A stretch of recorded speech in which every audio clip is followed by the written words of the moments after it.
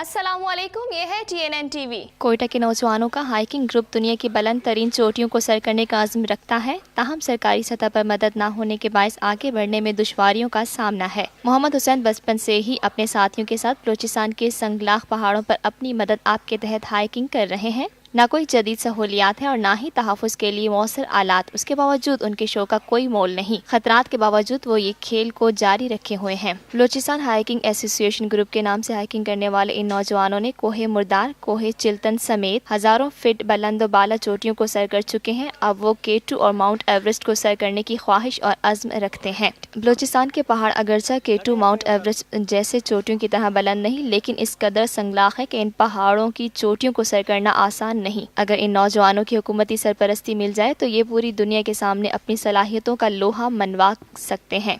इस मौके पर ज़राए इब्लाग क़यामा के नुमाइंदों से गुफ्तगू करते हुए बलूचिस्तान हाइकिंग एसोसिएशन के सदर शराफत हुसैन हज़ारा का कहना था कि हम ये चीज़ है कि मैं बलूचिस्तान का नाम रोशन करना चाहता हूँ। तो जितना हम लोग का जितना कोई पैमा है तो हम लोग उसको ट्रेनिंग दे के मनशियात के ख़िलाफ़ जो मनशियात इस्तेमाल कर रहे हैं हम लोग उसको बचाया जा सके।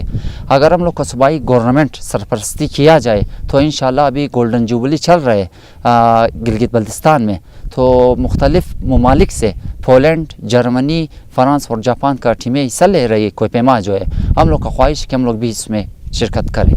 एक नौजवान का कहना था कि जी बिल्कुल, मुझे बचपन से यही शौक़ है क्योंकि मेरे वालिद भी इसी हाइकिंग का शौक़ रखते थे। आज भी उन लोगों ने पहाड़ों में गया हुआ है, हर दिन जाते रहते हैं। फिर मुझे भी बहुत शौक़ है।